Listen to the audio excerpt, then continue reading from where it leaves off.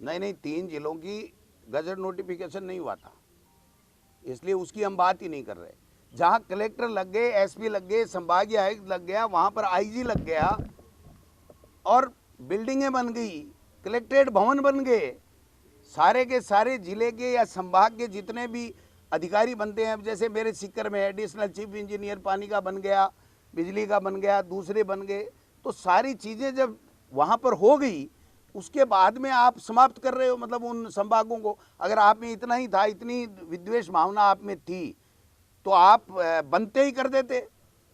12 महीने क्यों निकाले, किसको पूछ के, किस लिए निकाले, ये इंतजार किस लिए था, ये सवाल है। डॉक्टर जी, ये कहा गया है कि नॉन डिजर्विंग जो जिले थे उनको समाप्त कर दिया गया। ये तो पूरी सरकार नॉन डिजर्विंग है। ये सरकार डिजर्विंग है क्या? किसी ने सपने में भी सोचा था क्या भजन लाल जी के नेतृत्व में ये सरकार बनेगी और हमको ये दिन देखने पड़ेंगे? आज ये दुर्भाग्य है इस प्रदेश का कि ऐसे लोग बैठ गए जो पर्चियों से चलते हैं, अपने विवेक से नहीं चलते हैं और जनता के विरोध के निर्णय लेते हैं। अब मैं चाहूंगा कि हमारे नेता प्रतिपक्ष, कुछ है ही नहीं भाई साहब कोई निर्णय, ये तो पर्ची आ गई इनके पास में कि कांग्रेस वाले खत्म करो। वो तो किरोड़ी जी को पूछो ना क्या कह रहे हैं, वो हैं कि नहीं मंत्री कि एसआई वाली भर्ती का क्या हुआ। हमसे क्यों पूछ रहे हो, इनसे पूछ लेते कि बताओ आप क्या हुआ एसआई भर्ती का, नहीं भर्ती का। ये तो कह रहे हैं हम पेपर लीक नहीं होने देंगे। इनके तो मंत्रिमंडलीय उपसमिति के जो रिपोर्टें हैं वही लीक हो रही हैं, तो ये पेपरों को क्या बचाएंगे, समझ के बाहर की बात है। मैं चाहूँगा कि हमारे नेता प्रतिपक्ष टीकाराम जूली जी अपनी बात रखेंगे, फिर अगर कोई और सवाल होंगे तो नेता महोदय या हम जो भी होगा दे लेंगे। माननीय टीकाराम जूली जी। सभी पत्रकार बंधुओं का प्रदेश कांग्रेस कमेटी की तरफ से बहुत बहुत स्वागत। आज देश के पूर्व प्रधानमंत्री स्वर्गीय डॉक्टर मनमोहन सिंह जी, जो 10 साल तक इस देश का प्रतिनिधित्व किया, नेतृत्व किया, उनके अंतिम संस्कार पूरा ही नहीं हुआ, उससे पहले राजस्थान के मुख्यमंत्री ने, कैबिनेट ने जो जिले कांग्रेस शासन के समय बनाए गए थे, उनमें से 9 जिले और 3 संभाग को समाप्त करने का निर्णय लिया। बड़ा खेद का विषय है कि एक तरफ पूरे देश और दुनिया में डॉक्टर मनमोहन सिंह जी को भावभीनी विदाई दी जा रही है, अंतिम विदाई दी जा रही है, झंडे झुके हुए हैं, पूरे विदेशों में भी जहां हमारी एम्बेसी है वहां पर भी झंडे झुके हुए हैं, और भारत सरकार ने बाकायदा 7 दिन का राजकीय शोक रखा है, और उसके बावजूद यहां पर डबल इंजन की सरकार ने जन विरोधी ऐसा निर्णय किया है जो कल्पना से भी परे है, कोई सोच भी नहीं सकता। ये जितने भी जिले बनाए गए थे, संभाग बनाए गए थे, ये बाकायदा एक रिटायर्ड आईएएस की अध्यक्षता में उनकी कमेटी बनाई गई थी। उस कमेटी ने सिफारिश की थी, जनता की डिमांड थी, और पूरी तरीके से प्रशासनिक तौर पर लोगों को कैसे ज़्यादा से ज़्यादा सुविधा मिले, इस दिशा में एक बहुत महत्वपूर्ण फैसला कांग्रेस की सरकार के समय हुआ था। और 12 महीने में पहला फैसला इस भाजपा की सरकार ने राजस्थान में किया है। बाकी तो केवल कांग्रेस को गाली देना, कांग्रेस के निर्णयों की समीक्षा करना, और जो निर्णय लिया है वो जनता के जनमानस के खिलाफ निर्णय लिया गया है। हम घोर निंदा भी करते हैं, और पूरी तरीके से कांग्रेस पार्टी और आम राजस्थान की जनता इस जन विरोधी भाजपा की सरकार के जन विरोधी निर्णय के खिलाफ आंदोलन करेगी। चूंकि आप समझिए, इनकी गणित समझिए कि एक तरफ जनगणना होनी है। 1 जनवरी 31 दिसंबर तक के लिए इनको छूट दी गई थी। दूसरी तरफ सर्दियों की हाईकोर्ट में छुट्टियां हैं। आनन फानन में इस प्रकार का निर्णय करके कि न तो कोई कोर्ट में जा सके, जनहित याचिका भी नहीं लग सके, और 1 तारीख से फिर रोक लग जाएगी।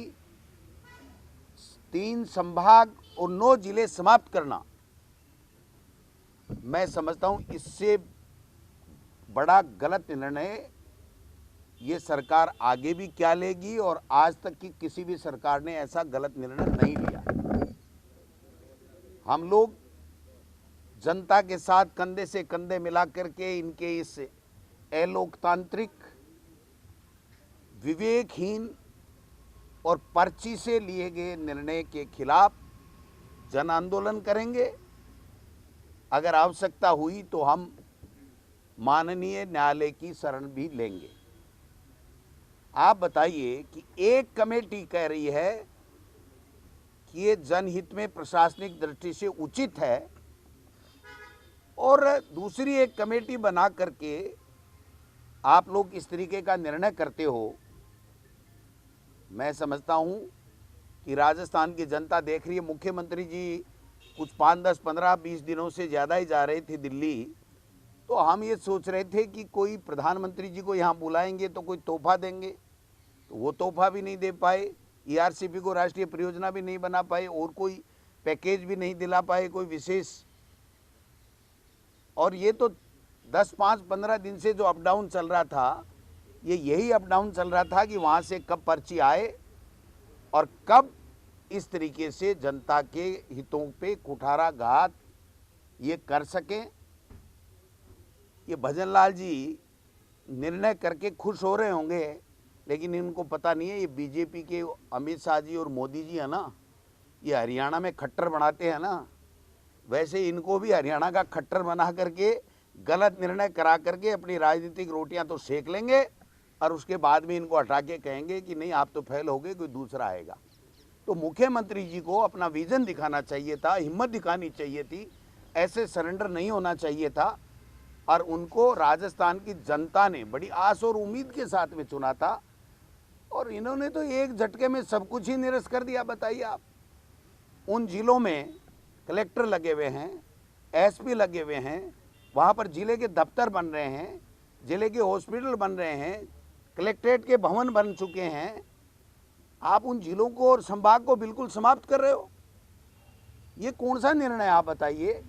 तो मैं समझता हूँ कि इनका जो निर्णय है वो जनता के विरोधी निर्णय है, अलोकतांत्रिक निर्णय है। आप बताइए, विधानसभा चलाने के लिए तो सर्वदलीय बैठक बुलाते हैं, क्या इसके लिए सर्वदलीय बैठक नहीं होनी चाहिए थी? क्या जनता की राय नहीं मांगी जानी चाहिए थी? इनके पास में ऐसा कुछ, उप मुख्यमंत्री जी है बेचारे, मुश्किल से तो बचे थे दिल्ली वाले में चक्कर में, और आज उनको निपटा के घर बैठा दिया। आज प्रेस कॉन्फ्रेंस करने ही नहीं आए।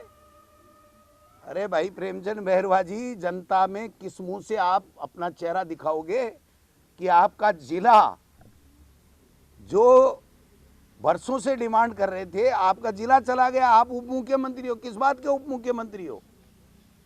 भजन लाल जी ने अपना बचा लिया, डीग वाला बचा लिया ना, डीग वाला बचा लिया, और उप मुख्यमंत्री को निपटा दिया। तो ये जो खेला किया गया है, मैं समझता हूं ये जो 12 महीने से सरकार पूरी तरीके से विफल हो रही थी, उससे लोगों का ध्यान हटाना और जनता को कैसे परेशान करना, ये कोई बदले की भावना से कार्रवाई होती है क्या सरकारों में? आप जनता के ट्रस्टी होती है सरकार, जनता के हित के लिए काम करती है। जोगाराम जी ने तो मैंने सुना है कि कांग्रेस ने जो बनाया सब खत्म कर देंगे।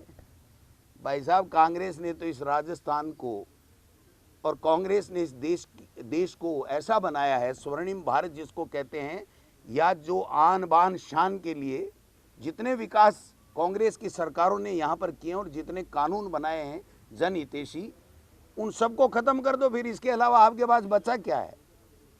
तो हम सब लोग इसकी निंदा करते हैं। 1 तारीख तक 7 दिन का राजकीय शोक है, उसमें हम किसी तरीके का धरना प्रदर्शन नहीं करेंगे, क्योंकि हम सबकी ड्यूटी बन जाती है कि राजकीय शोक है उसमें इस तरह की बात नहीं हो जाती है।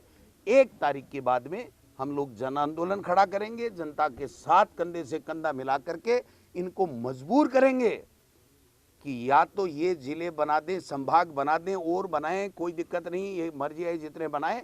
अगर इनको वापस नहीं किया तो इनको एमएलए का चुनाव लड़ने के लिए आने वाले चुनाव में कैंडिडेट नहीं मिलेगा। मैं आपको लिख के दे सकता हूं, जिन जिलों को इन्होंने समाप्त किया है उन जिलों में इनको कैंडिडेट नहीं मिलेगा। और हमारी सरकार कांग्रेस की सरकार आएगी और 101% मैं पार्टी के प्रदेश अध्यक्ष के नाते कहना चाहता हूं, ये जिले पुनः बनेंगे और वहां की जनता को हम वापस सौगात देने का काम करेंगे।